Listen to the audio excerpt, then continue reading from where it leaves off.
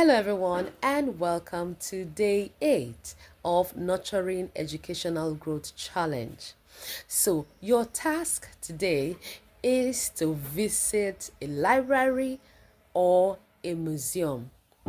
Have you been to a library before? How long ago, when you were a child? Has your child seen a physical library?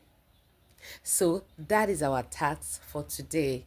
So, plan to visit a library or a museum. Now, what are some of the benefits of taking a trip to these places? Number one is that it expands the knowledge base of your child. Now, going to a library, your child will be exposed to a lot of books, to a lot of reading materials. So, different genres that your child can make a list of. So, your child's understanding, your child's knowledge, your child's vocabulary will be expanded. Number two is that it encourages curiosity. Now, when your child comes in contact with such, volume of books, the desire to wanting to know more will be there, to want to read, to want to find out things will be there. And that is why the library is there, to offer variety, to offer options. Number three benefit is that it encourages cultural and historical awareness. A lot of cultural activities are learned from the museum. I had the privilege of visiting a museum last year with my children, and there was a whole lot of learning we learned from that outing. A lot of historical things. Some things have gone in extinction, but you can find them in the museum. And the history of some of these things are there. Even from colonial times, you will see things there. So plan a trip to the museum today. It creates cultural and historical awareness. Another benefit is that it makes your child a lifelong learner.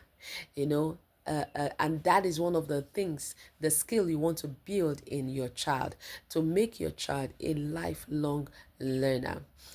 Things happen in life every day, and we learn every day, right? So it will make your child a lifelong learner. Another benefit is that it supports personal growth and development. A visit to the you cannot when you read a book, what does it do for you? It improves your life. It improves the area that book is concerned about in your life. It causes a development in you, not physical growth, but development in your character, development in your outlook, and in your perspective of life. So that is one of the benefits. These are some of the benefits that you derive from visiting a museum or a library. So before you make that visit, what are some of the things that you should put into consideration? Number one, you want to plan ahead. You don't just want to wake up and go to the library. So you want to find out where a library is in your locality. You want to find out where a museum is in your locality and plan ahead for that visit.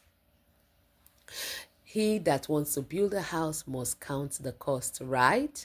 Okay. Then number two, when you get there, you want to ask a question. You want to help your child to learn to ask questions to the staff. Engage with the staff, because that is when you know more, because they can just tell you things, but when you probe deeper, you have a better understanding of what they're talking about. Another thing you need to put into consideration is that teach your child to learn to take notes, to as the tour guide is talking, as the librarian that is there, ask questions, so and take notes. Ask questions and take notes. And also, for today, encourage critical thinking. Encourage critical thinking in your child. Let your child, reflect. And this can come as a result of reflecting on the things you are learning, the things you are reading, the things you are hearing. So teach your child to reflect, and all this will help your child to grow in learning. Remember, education is not about ABC, it is about learning, continuous learning. My name is Fortune Wani, and I am the lead coach at Nurture Nest Academy. See you on day 9. Bye bye.